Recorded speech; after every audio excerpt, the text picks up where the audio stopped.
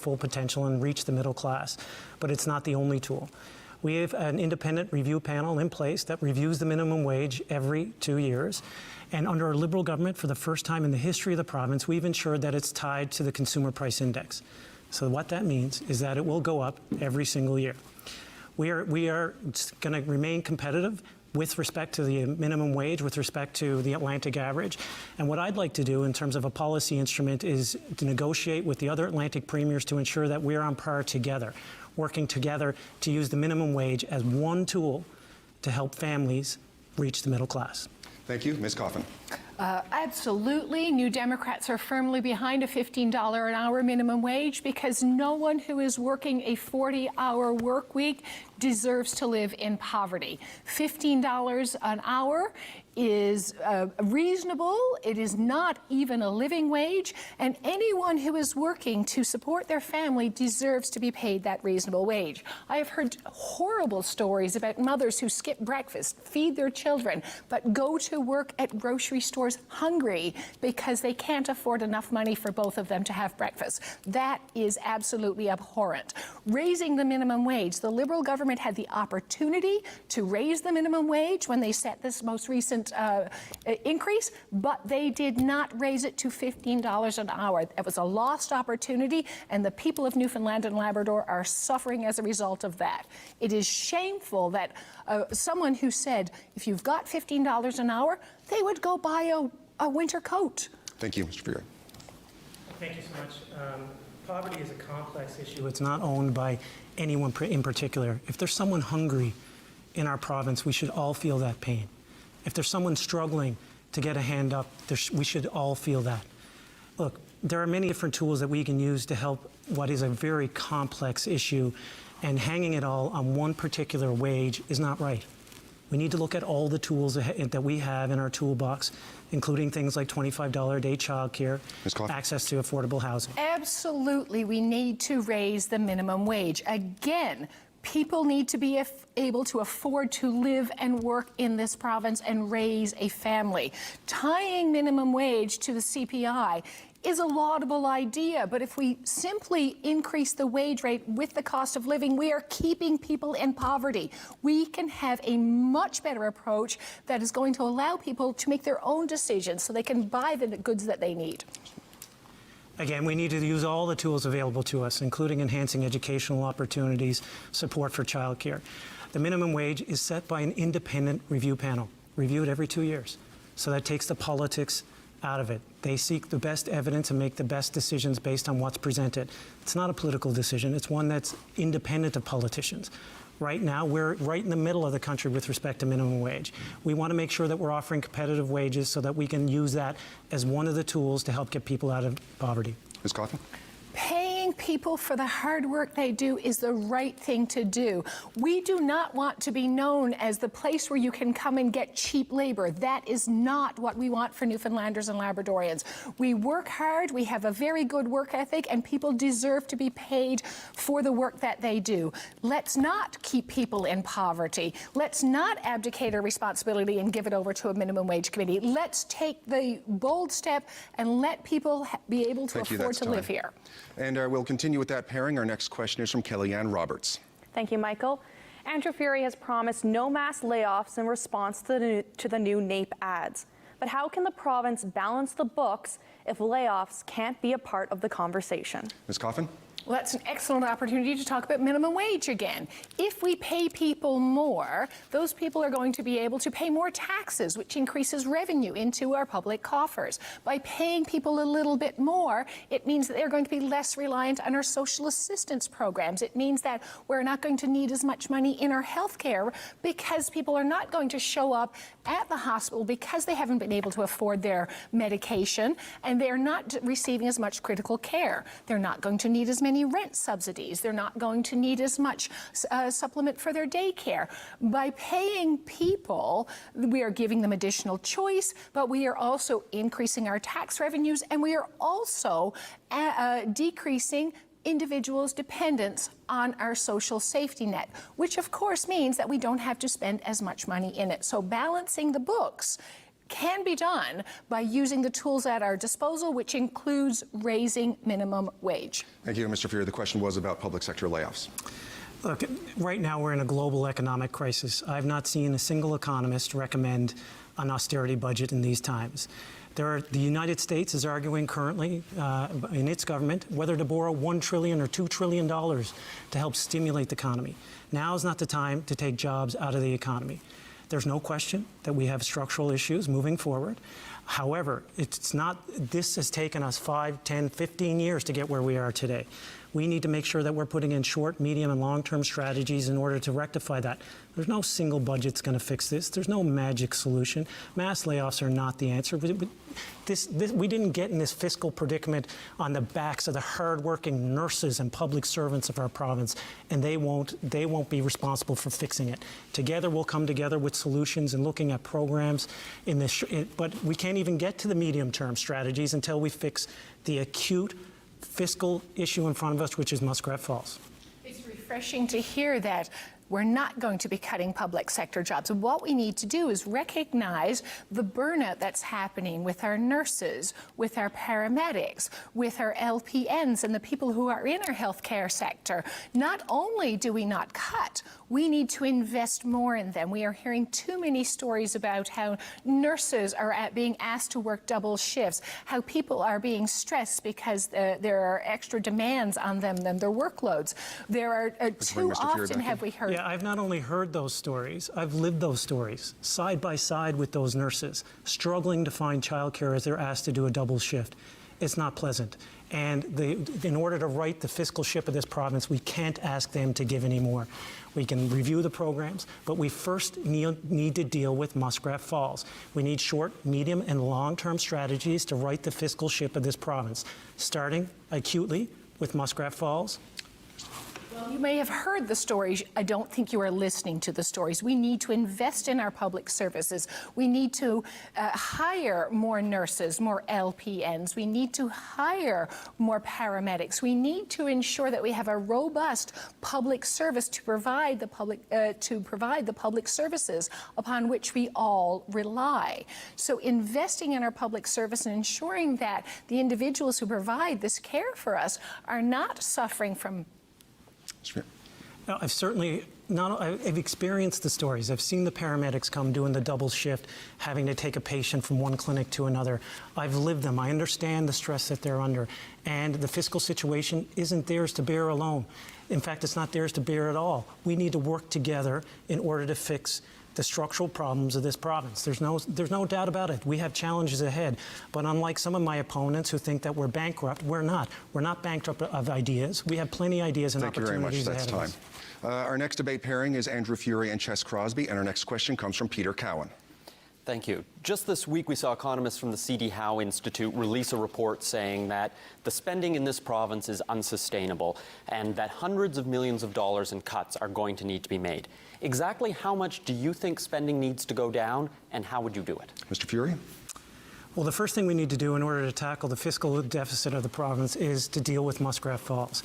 Almost $14 billion is an anchor around the collective souls of Newfoundlanders and Labradorians, brought to you by a former progressive conservative government. They've taken us to the edge of the fiscal cliff. Mr. Crosby has already declared that the people of the province are bankrupt. I don't subscribe to that view, and I know people at home don't either. The Newfoundland and Labrador that I know, the Newfoundlanders and Labradorians that I know are proud people and will fight for the economic opportunities ahead of us. We have to deal with Muskrat Falls first. I've already started with a strategy on that, securing the $840 million that was due in December. That will allow us the fiscal flexibility to negotiate a new financial framework for that boondoggle and move forward then to deal with the structural issues of the province. Mr. Crosby? Well, now, Premier Fury is overselling what he's already done in the space of 7 months that he's been in office. The question here is about expenditures and what needs to be done to contain them. And he mentioned that $840 million and makes it sound like that's some kind of a gift from Ottawa that we don't have to pay back sometime. That's not the case. That's just another can that the Liberal government has kicked down the road that we're going to have to deal with in only a few months' time. Look, yeah, we have an expenditure problem, but that's only half the problem. The It requires us to go line by line through our expenses so we can make smarter decisions, be more efficient, do more with what we have. But as I say, it's only half the problem, and the other half is a lack of economic growth. And that's where the Premier doesn't understand that. His whole orientation is to cut. You can't cut your way out of an economic problem, out of a deficit problem. You have to grow your way out of it, laying off public sector workers and privatizing I have not mentioned public cuts assets. whatsoever. The only person who's mentioned cuts in the previous campaign was Mr. Crosby when he talked about cutting health care. Now, can you imagine the space that we would be in if Mr. Crosby was in charge, cutting your health care in the middle or before a pandemic? I ask you what state the province would be in. Mr. Crosby, the people of the province aren't a business that you can write off and declare bankrupt when you think it's convenient for you. You've taken us to the fiscal cliff and want to take us over. Well, you know, we've talked about the same thing. That's the need to find efficiencies in the way we spend money. The Premier has used exactly the same language I used. I talked about waste. He's talked about waste. Yes, we need to go line by line through our expenditures. But the difference between him and me is I want to do this in full consultation with frontline workers, with union leaders, and with the public. And if we're talking about As do I, sir, and that's why we're using the public. That's why we're going to consult with the public broadly on any decision we make. But there is no magic bullet here. There is no one budget that's going to fix everything. Because of Muskrat Falls and the debt that's placed on Newfoundlanders and Labradorians, we have limited fiscal room to maneuver. And that's where we need to make sure we're working with the federal government, not against them. Mr. Crosby is campaigning to be the last Premier of Newfoundland and Labrador, telling people he's going to declare it bankrupt as soon as he's in the Premier's chair. We're not going to let that happen. Crosby? Well, look, I'm honest with the people. I level with people. I look them in the eye. I tell them the hard facts and the realities. I don't use buzzwords like redesign the future. I don't use buzzwords like have the best and the brightest come up with a plan and then not show them the plan, but call an election before they can see the plan. I'm a straight shooter. And that's why I use words like bankruptcy. It's because it cuts to the heart of the matter and tells people we got a problem, and I know how to fix it. Thank you, Mr. Crosby. And our next question for this pairing comes from Kellyanne Roberts. It was this province that wanted to build Muskrat Falls. It was only after much lobbying that the federal government agreed to back some of the loans to make it happen. How much responsibility does the federal government have to fix a problem created by this province? Mr. Crosby? Yeah, you know, I don't think that we can browbeat or arm twist the federal government into doing all that much that doesn't make sense. So obviously, and let's not forget that this is two governments, a conservative government in Ottawa and a liberal government in Ottawa successively gave huge guarantees to Muskrat Falls. Now that tells you something about them. They thought this project would be a benefit for the future. They thought this project would be a benefit for meeting our climate change obligations. It would be a benefit for our neighbors in Atlantic Canada, and they are our partners in Muskrat Falls. They have to recognize that. You can't guarantee $8 billion and more worth of expenditures with full oversight, with eyes wide open, with taking on the burdens of that investment when some things about it, like the scheduling and the cost overruns, don't work out. They have to share the burden with us. Oh, thank you. I mean, Muskrat Falls is the #1 issue, and the point of no return for this, as Justice LeBlanc said, was under a progressive conservative government in 2013. I didn't create Muskrat Falls, but I'm committed to fixing Muskrat Falls. The way to do that is to work with our federal partners. Our forefathers and foremothers chose Canada because they believed in the Federation. They saw hope and optimistic opportunities ahead by joining a strong federation, a strong center. Mr. Crosby's interested in fighting and suing the federal government. I'm interested in working with them. And I already have evidence that it works. $840 million against this project. And we've already started in earnest a renegotiation of the Muskrat Falls financial the financial deal, including having things on the table like equity, carbon credits, monetizing potential future energy costs. These are all the creative solutions that I've brought to the table and worked with the federal government in just the first 5 months. Give me 4 years. Again, he refers to the $840 million as if it's found money.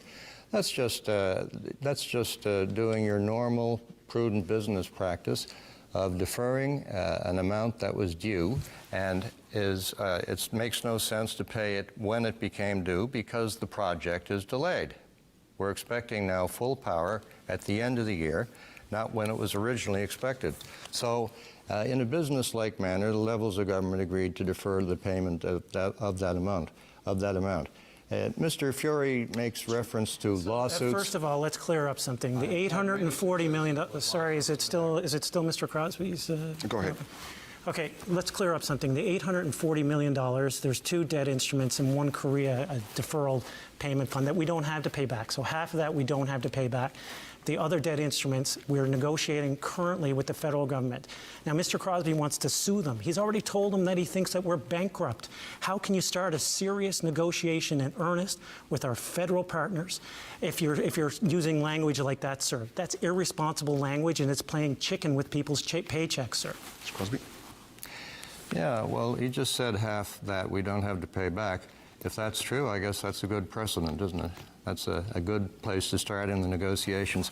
As to lawsuits, look, over a 35-year career as a lawyer, I've negotiated many settlements with lawsuits in the background. That's just how you get business done. Well, there's no question that we will continue to work hard with our federal partners. Mr. Crosby likes to see this as a binary choice between us versus the federal government. Let's fight. Now is not the time to fight. Now is the time to work with our federal partners to ensure that we can get the best deal so that the electricity rates don't double. We need to work with our federal partners to ensure it. I didn't create Muskrat Falls, but I will fix it. Thank you very much. Our next pairing is Alison Coffin and Chess Crosby, and the question comes from Peter Cowan. This year, hundreds of millions of taxpayer dollars are going to go to prop up oil and gas developments in this province and keep a few hundred jobs. Large-scale investors have been pulling out of the oil and gas sector, not just because of concerns over climate change, but because of the financial risks as well. How much taxpayer money should be going in to prop up oil and gas developments in this province? Ms. Coffin? Certainly, we've put a great deal of money into oil and gas with the potential for having some jobs when we restart our Argentia. That is not good enough. We have seen twice in the last 10 years that the price of oil has dropped so substantially that oil projections and oil investment have become unviable. I think that we need a reasonable solution to diversify our economy. The people working in the oil and gas industry do not need government making poor decisions and giving them false hope when we know that these people are sacrificing their time with their families, they're sacrificing their bodies. They deserve much greater respect, and we ought to provide for them a tangible future and a viable way for them to transition into other opportunities if that is what is available. But I think that investing again and again in dollar corporations is wrong. You have to keep in perspective what we have at stake in the offshore. There's enormous potential wealth that we can unlock in our offshore resources. We've already unlocked wealth worth $22 billion to the Treasury of this province since the Atlantic Accord deal was entered into. We'll be unlocking more of that wealth as long as we can keep the offshore active, keep the companies interested in exploring here, keep the companies interested in developing here.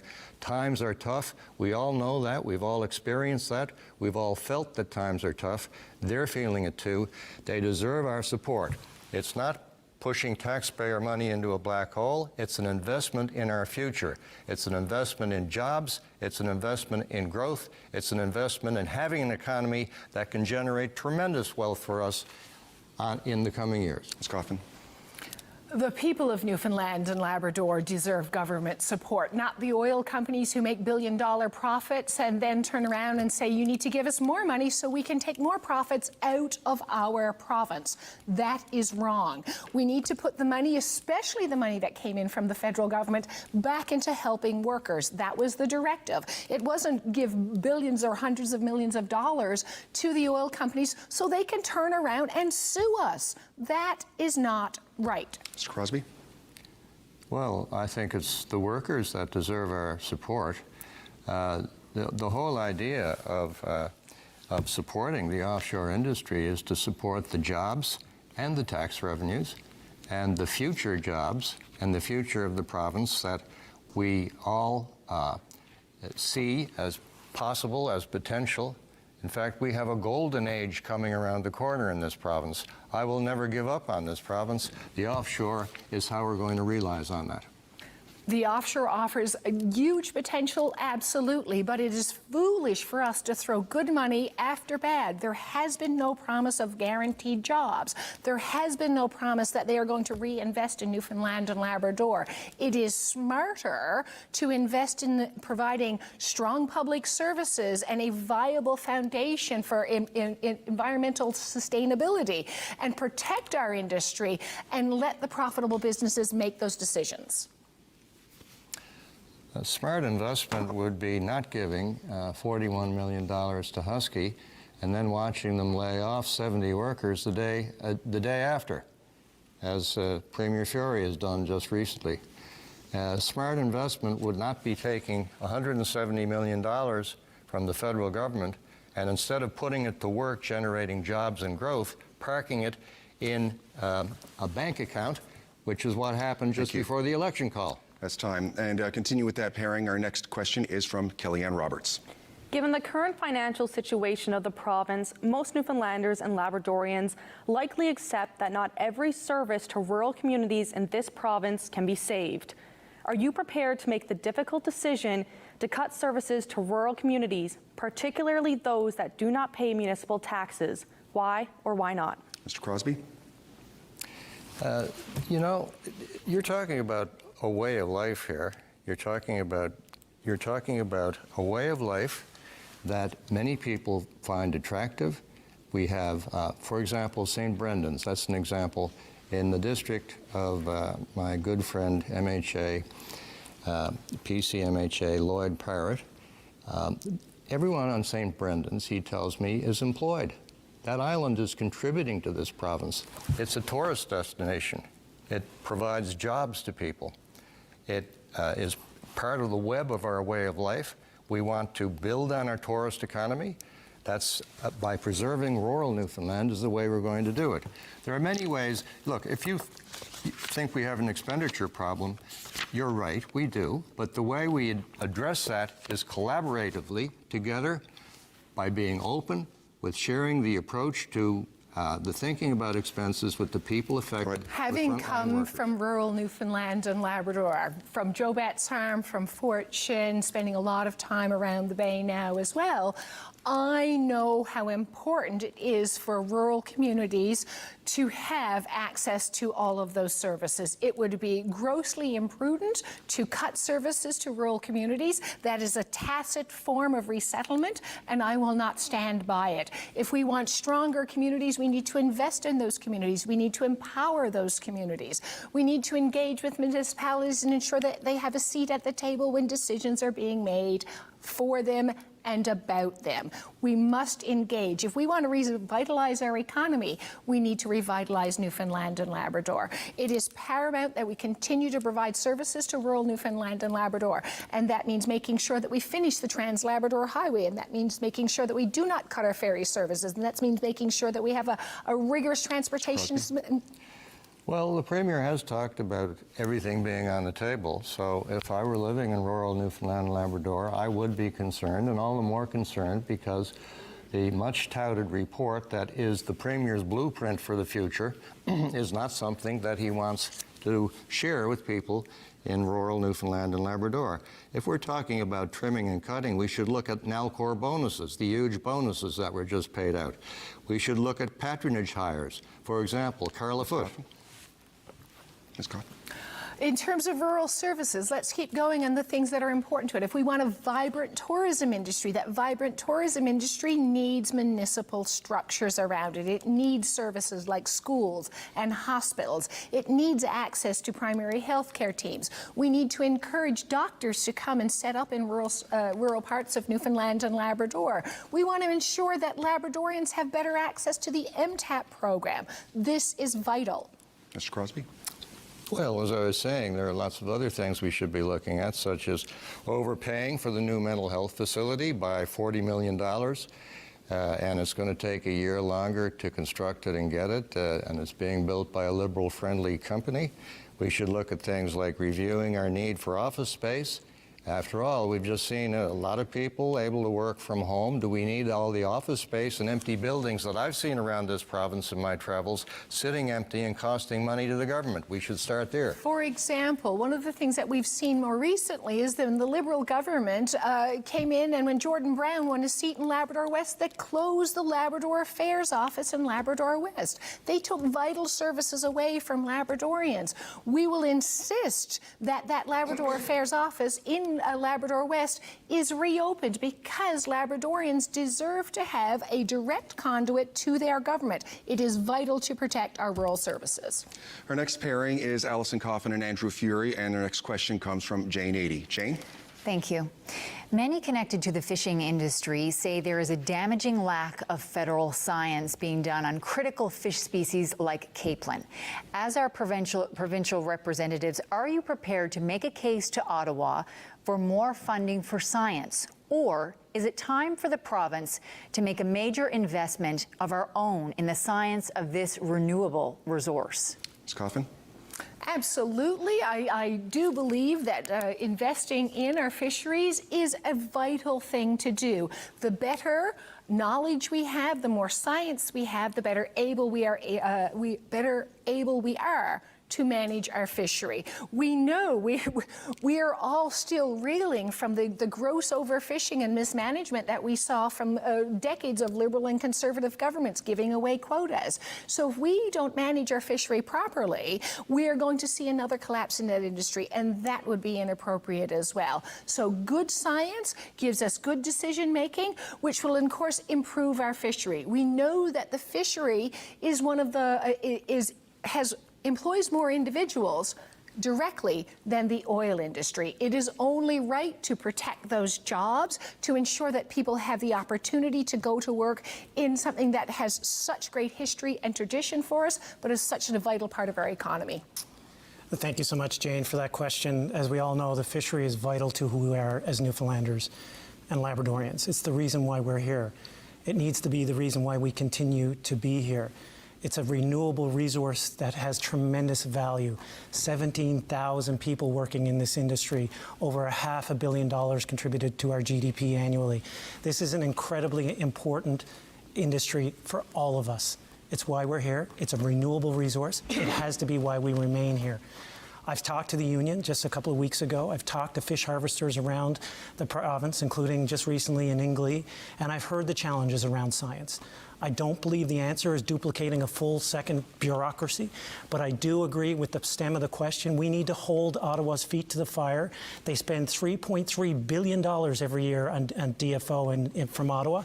We need to make sure the science is sound and they're listening to our fish harvesters who understand the science and can help direct them. And I don't think I actually heard Mr. Fury say that, yes, he would commit to putting more funding into science around fisheries.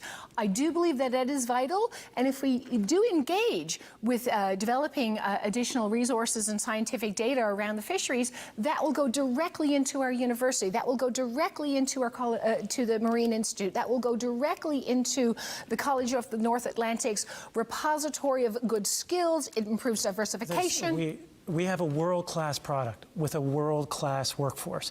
We need to ensure that the barriers are being eliminated. One of those barriers is science. We need to make sure that Ottawa and the federal DFO department is doing what they can, listening to harvesters, working with us in a partnership to ensure that it's the best science, making the best decisions for the harvesters. We know that there's barriers to entry. I've heard it from fishermen and fisherwomen and from the union itself. Thank you, Ms. Coffin. We need to invest in our fishery, absolutely, but let's protect our resources as well. Better science will allow us to better ensure that we are developing an even higher grade product that will be able to protect our natural resources and ensure that they will come, the benefits of that will come back to Newfoundlanders and Labradorians, especially those working in our fishery. So investing in things like capelin science, absolutely, but also aquaculture, and also looking at processing factors. So we're both in agreement, which is good, that we need to continue to follow the science and make the investment in the science. But I really think that we need to work with our federal partners here and keep their feet to the fire to ensure that they're investing the appropriate amount of money for the right science, for the fish harvesters around this province. We also need to look at eliminating barriers so that there can be new entrants into the fishery. We need to make this a sustainable, renewable industry that can grow the province and grow our families into the future. Thank you. Continuing with that pairing, our next question is from Peter Cowan. I've talked to a lot of voters who are really frustrated with this election, from when it was called to the lack of discussion about financial challenges to the fact that 2 out of the 3 parties still haven't released a platform. Voters that I've talked to think the parties are putting their own interests ahead of that of the voters or democracy. If you form government, how will we know that you'll put the interests of the people ahead of your own or your party's interests? Thank you, Mr. Fury. Well, thank you for that question, Peter, on election timing and democracy in general. And let me assure you, I struggled with the election call. I said I wouldn't call an election before a budget. You guys all asked me that as media, before a budget in 2020. I said I wouldn't call one by the end of 2020, and I didn't. However, the law is such that we need to have one in 2021. I always said that I'd abide by the law, and I did. There's no great time to have an election, but right now, as we emerge from a pandemic, as we emerge from a global economic crisis, the people of this province deserve a stable government. When you're sitting across negotiating with Ottawa or negotiating with big oil companies, they need to know that you have a mandate from the people. I'm very proud to have a mandate from the Liberal Party. I'm very humbled to have a mandate from the people from Humber Gross Morin. I need a mandate from the people of the province. Ms. Coffin? I'm pretty sure that our platform is very clear that we are speaking to the people of Newfoundland and Labrador, and we are going to advocate for the people of Newfoundland and Labrador. From ensuring that seniors have dental care, to ensuring that there are even more home care hours to help our aging population, to giving a solid minimum wage to the folks who, especially everyone who has been working in the front lines during COVID, they deserve to be paid appropriately. There are far too many vulnerable people in this society, and I do believe that New Democrats are the only ones who are speaking up loudly and clearly for them. If we want to talk about the right time for an election, well, the right time for an election could have been after the Green Report. If you wanted a solid mandate, then why did you not tell the people of Newfoundland and Labrador what you intend to do, or at least what we were going to debate in the House of Assembly, and let us see the Green Report beforehand? If we wanted a safe election, then perhaps we could have waited until after the vaccine was rolled out, when everyone was a little bit more certain that they were going to be safe and they could vote without fear of getting sick. So there's no question, unless you have a crystal ball, the only thing that's certain in this pandemic is the uncertainty. We thought we had a line on supply chain for the vaccine. It's proven to be less reliable than we thought. We need a solid mandate, a stable government to negotiate the future for the people of Newfoundland and Labrador. I hope it's mine. That's why we're here. People can decide. With respect to your second point of your question, Peter, with respect to the policy, we've been releasing policies every single day, from investments in technology to investments in long-term care, investments in seniors care. Ms. Coffin? And again, why haven't you shown us the platform before we got to our debate? We are going into the polls for advanced polls on Saturday. Are we just going to wait for dribs and drabs of announcements to come out, or will you give us the full platform? I think that the people of Newfoundland and Labrador deserve to know what they are voting for. And if that means that you are not going to cut public sector cuts, then come out and put it in your platform. But I don't believe that, and I'm sick and tired of... We've already said that we're not going to cut it, and that's just being loose with the truth. What your platform that you released today, Ms. Coffin, was a series of media releases that you had already done, and I respect that, because that's what we've been doing, the same thing. We've been releasing policy announcements every single day of this campaign trail, and our platform will be out tomorrow with fully costed. I noticed yours wasn't fully costed, so that the full public can engage and understand where we're going together for a sustainable future in Newfoundland and Labrador. And again, I go back to, we need to ensure that the most important things for the people of Newfoundland and Labrador are brought forward. And in the series of announcements that I have heard, I have not once heard either one of the other parties say we will have dental care for people, or that we will offer home care rebates, or that we are going to help them with their heating costs. What I have seen is decades of Liberal and Conservative governments making big promises before an election that they turn around and back out of immediately after that election, and I won't stand for it. Thank you. Our next debate pairing is Chess Crosby and Andrew Fury, and our question comes from Kellyanne Roberts. Thank you. Many viewers have written to us with concerns that they can't get a family doctor. How will you address the shortage and access to family doctors in the province? Mr. Crosby. Thank you. I'm sitting here feeling like the net in a ping pong game as the ball goes back and forth between my two colleagues here. So thanks for the question. What we got to do is listen to and work with the NLMA, our physicians here in Newfoundland and Labrador. It's a fantastic, incredible sight to behold that how dissatisfied our physicians are with this Liberal government, headed up by Premier Fury, himself a physician, and a health minister, himself a physician, and yet the physicians collectively, and through the organization that speaks for them, are collectively tearing out their hair that they can't get anywhere towards solving the problem of having 90,000 of our residents without a family doctor. No action on that. Thank you for the very important question. I'm the only one here who's been on the front lines of healthcare, and I know how frustrating it can be. My sister, Rebecca, is a family doctor. My wife, Allison, is a family doctor. I know the struggles that they face. I know the struggles that all family doctors face around the province. We want to work with and will work with and have worked with the NLMA and the Nurses Union to ensure that we're developing a team concept for primary care. We need to use all the tools available to us and recognize that this time of disruption in healthcare can be valuable, as we've seen with virtual care, telemedicine, and e-health. We were pioneers of telemedicine under Dr. House. We can be pioneers and lead the way with e-health into the future, bringing family doctors and teams straight to patients.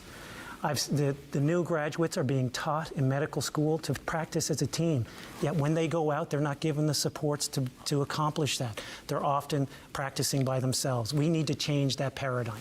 Mr. Crosby. Well, you know, again, I come back to relations with the NLMA have never been worse, and yet we have physicians supposedly running the government. So that one I don't get. With all the knowledge that they bring to the system, they can't seem to solve the problem or satisfy the NLMA that they're even on the way to solving the problem. It's not only a problem of access to physicians or having a physician, it's when you can call a physician or get to a physician, you don't get any attention. I think it's my time here now, but that's frankly not true. We have a good relationship with the NLMA. In fact, they're part of the Health Accord, and we've been talking with them about primary care reform. When I met with them during my leadership, they said that that was one of their top priorities. I recognize it as a priority because I've seen the frustration from family doctors. We need to use this time of disruption to reimagine and reinvent how we deliver primary care around the province so that it's meeting the needs of our citizens. Well, I've just come back from a trip across the island, and on the doors, because I've knocked doors with my colleagues, PC candidates all across the island, on the doors and in the Tims and in other venues in the supermarkets, I'm constantly getting stories from people about how if they even have a physician, it takes them 6 weeks to get a call with the physician so they can get an order for blood work. There's no question we need to reinvent how we're doing primary care. Again, I come back to the way physicians are being educated now. They're educated to practice in a team, which is appropriate. You don't want to be the sole practitioner stranded by yourself in rural Newfoundland and Labrador anymore. We get that. We need to change how physicians practice. I heard firsthand the frustrations from a family doctor in Port aux Basques. He's a friend. He was frustrated pulling his hair out that he couldn't manage his practice. But he recognized the opportunity ahead with telemedicine, virtual health, e-health, and that we can work together to change the paradigm in primary health care. We'll continue with this pairing, and the next question is from Jane Adey. Jane? Thank you. Many sectors, including the tourism industry, have taken very direct hits during this pandemic. What is your plan to help this industry recover and improve the overall economy while the pandemic continues? Mr. Fury? So the tourism industry is incredibly important to the people of Newfoundland and Labrador, and incredibly important to me. In fact, it's an important economic driver, not just to the province, but to the people of my beautiful district of Humber-Grossmore. There's no question, the external forces hitting the tourism industry are hard, and they're mainly out of our control. The airline industry is one of the toughest hit around the world. So we need to, as a government, be sure that we're positioning our tourism product so that it's ready for when the flights return. We need to be putting pressure on Ottawa to support their airlines, to make sure that the routes are protected so that our tourism product, which we know is world-class, can be delivered around the world when the time is right again. Mr. Crosby. Yeah, well, what the tourism industry needs, it has to be supported like any hard-pressed industry, like oil and gas, like hospitality. But what it really needs is to get back up and running again. It needs to get back into jobs and into a growth mode. The Premier mentioned air access. It was his government, his Liberal government, who cut the position of coordinator or director of air access. We could usefully bring that position back so that we could know how to strategize with Ottawa. We've just heard that the airport in Gander is now no longer serviced by Air Canada. Where is the national government on this? We just saw, for example, that Marine Atlantic, which brings so many people to this island and eventually on to Labrador, has had a fare hike, a substantial fare hike. That's going to drive the cost of food up. It's going to make it more expensive for people to come here to support the tourist industry. Where was the Premier when that happened? I didn't hear a peep out of him, and I didn't hear a peep out of his cabinet of changemakers either. Thank you. That's because we were too busy making the changes, including dedicating $25 million to help the tourism sector, continuing to pressure Ottawa on my weekly phone calls with the Prime Minister about the tourism sector. It's one that he's hearing loud and clear. I need to make sure that our product, which is world-class and world-renowned, and we're all proud of. We all recognize it for its cultural significance as well as its economic impact. We need to make sure that that product is supported so that it can be well-positioned once it returns to normal. Mr. Crosby. Well, we're all impressed to know that the Premier has weekly phone calls with the Prime Minister, except I think we'd all like to know what the results of that are. What's being accomplished? Where's the blueprint for the future? Where's the meaningful support for the offshore sector?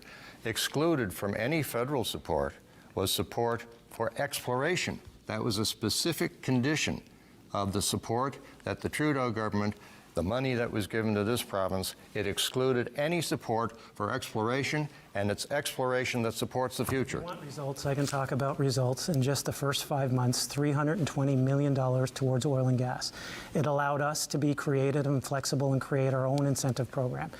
But we're talking about tourism, not about oil and gas. They're both equally important drivers of our economy, and any government, whether it's mine or someone else's, must recognize the significance of that and the importance of the women and men who work in these industries. The tourism, again, is an incredibly valuable product for us, and we need to make sure we're supporting it. That's why I created the Tourism Task Force. So, you know, it would help if we had something we've been calling for steadfastly for months, point of entry testing. For rotational workers, it would help them, but it holds out hope for getting our tourism industry back on its feet and not have another terrible year like we did last year in the coming summer. Thank you very much. Our next pairing is Chess Crosby and Alison Coffin, and our next question comes from Peter Cowan. Many people of color and Indigenous people in this province face racism every day. Even an MHA has had to apologize for language that some saw as racist. During this campaign, there's been talk of building statues to recognize the importance of Indigenous people, but how will you build a province that removes racism that some people see as systemic in Newfoundland and Labrador? Mr. Crosby. Yes, thank you. Well, it involves a lot more than just changing statues or getting rid of statues. I think on that one, it's more important to have historical context than it is to try to erase history. Look, we all live with a terrible heritage of racism. We're still living with it now. It occasionally erupts. What you've got to do is you need to have a policy of zero tolerance for racism. And when I form a government, we will have such a policy, zero tolerance for racism involving anyone, whether it's our Indigenous citizens or new Canadians, new Newfoundlanders and Labradorians who come here to make their home in this province. And I want to see many more of those people in the future. Racism is not something we can tolerate, or bullying, or harassment, as we've seen in this very house that we sit in the recent past. Ms. Coffin? Reconciliation means tangible actions. We hear horror stories of children being in care and removed from their cultural backgrounds and their cultural identities. We need those tangible actions, and one of the very first things we need to do is we need to do that inquiry into children in care. Not only that, we need to ensure that mental health and addiction services are culturally relevant and accessible to them.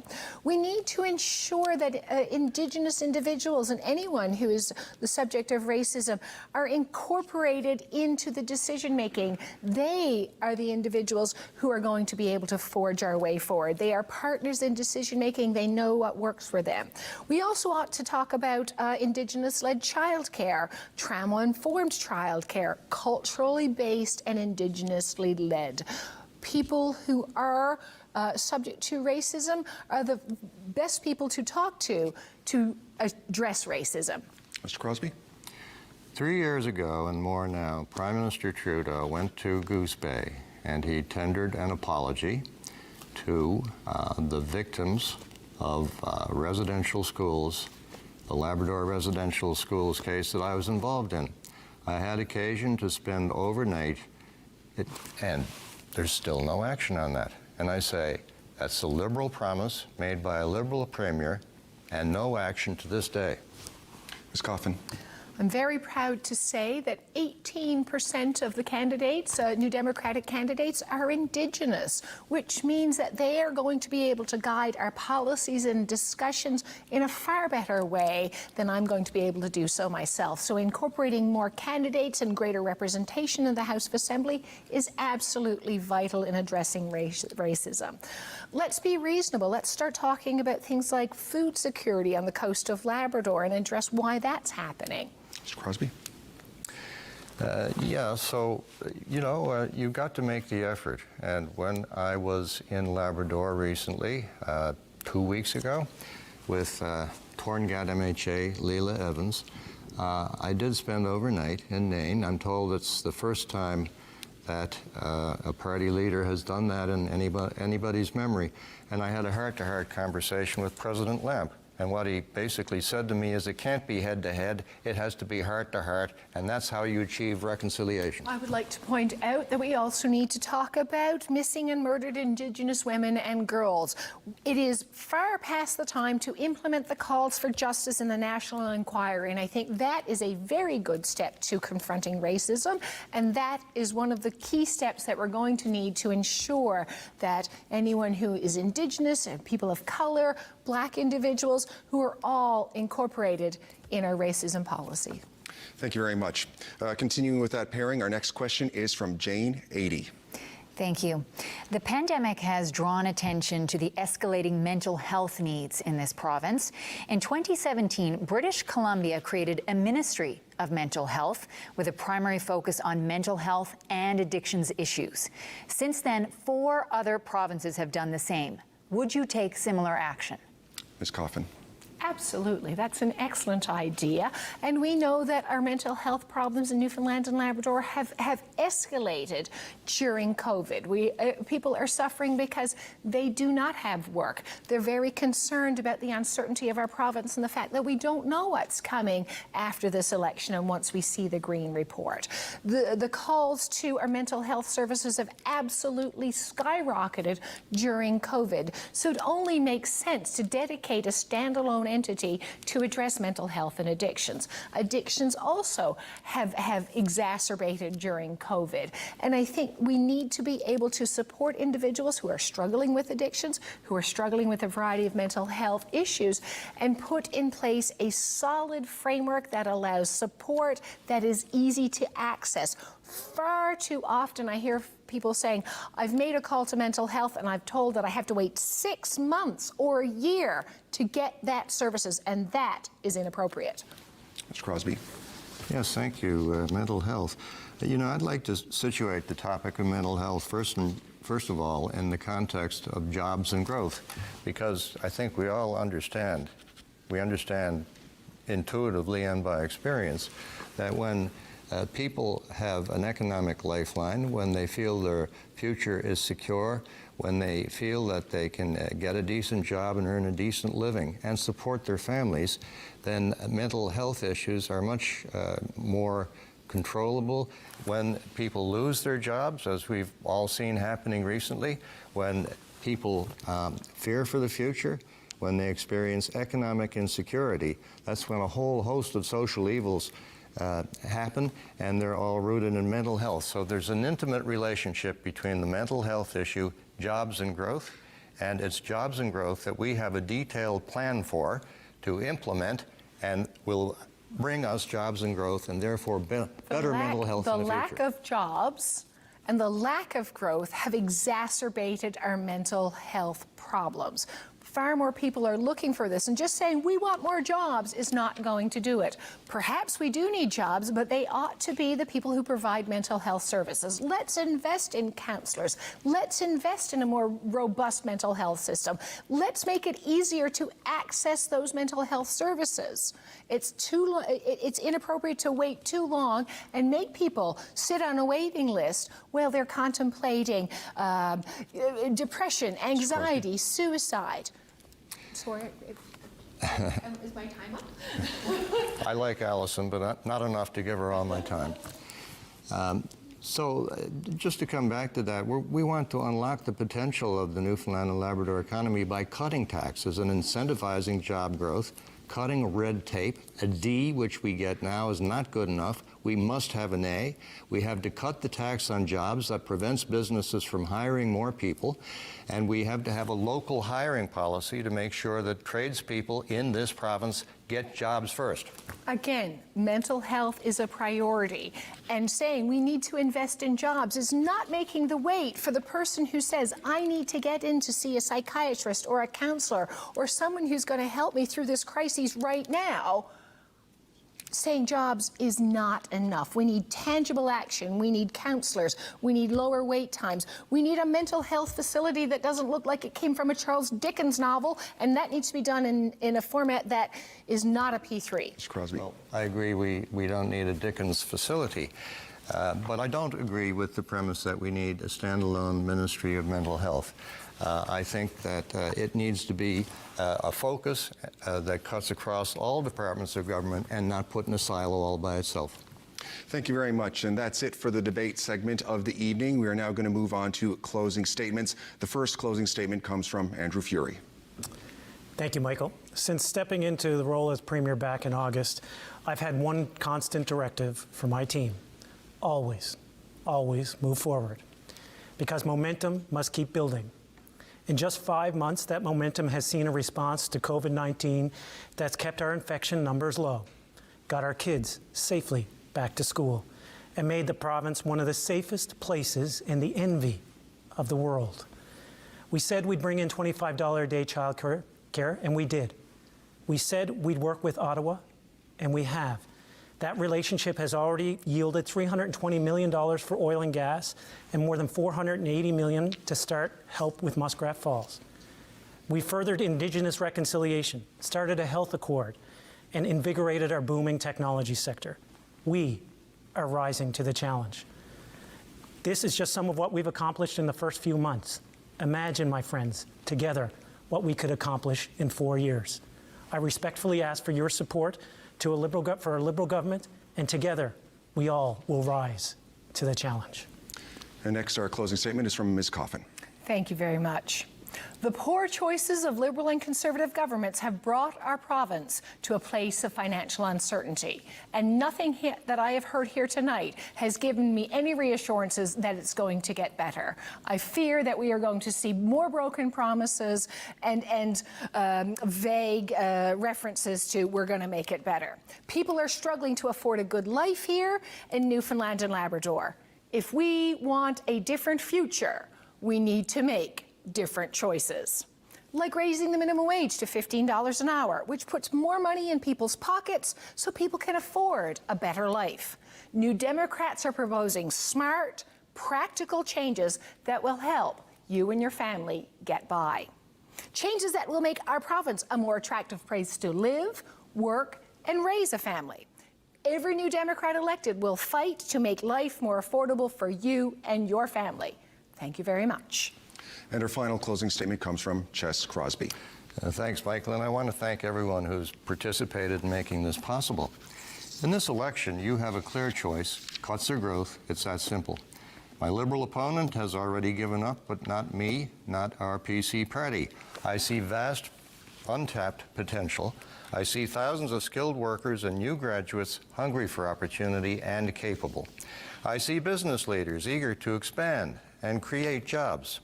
I see untapped mines, oil and gas, forests, fisheries, farms, value-added operations, technology. I see the limitless potential of tourism, summer and winter, urban and rural. I see a thriving future for all of us, from the tip of the Torngatz, the valleys of Gros Morne, to the downtown of St. John's. And that's why I'm here to fight for what I believe in, with a plan to deliver. Let's choose growth, choose a bright future for this province, and together we will bring back jobs. Please do, as my daughter Rachel asked in the video, please elect my dad. Thank you very much, Mr. Crosby. Well, that is it for Debate 2021. Now, a reminder, the advance polls will be open this Saturday, February 6th. The final chance to vote is Election Day, Saturday, February 13th. Now, the deadline for mail-in ballots to apply for those expired yesterday, but for information on other methods of voting, you can visit the Elections NL website. I'd like to thank all of the leaders for participating: Andrew Furey, Chess Crosby, Alison Coffin, thank you very much. And thank you to our panel, Kellyanne Roberts, Peter Cowan, and Jane Adey. Thank you all very much for participating. Thank all of you at home for watching this evening. I'm Michael Connors. Good night.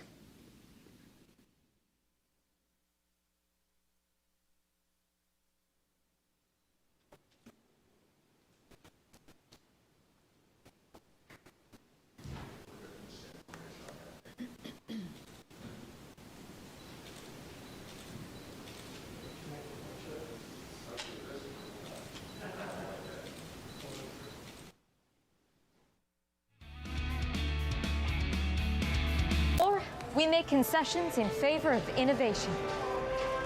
You must feel at home, though, managing all of these women. I'm not here to manage women. Well, you must admit it is an unusual job. I'm the chief engineer here. I do what engineers do. That's all. What are we doing now? We're to win this war. We need to know how she flies. Elsie McGill was the world's first female aeronautical engineer. She oversaw Canada's production of Hawker Hurricanes during the Second World War, earning her the nickname Queen of the Hurricanes. This is Rogers TV.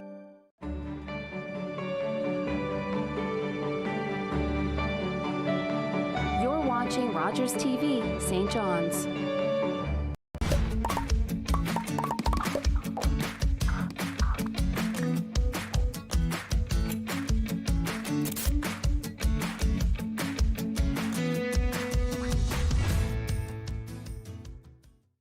Hi everyone, welcome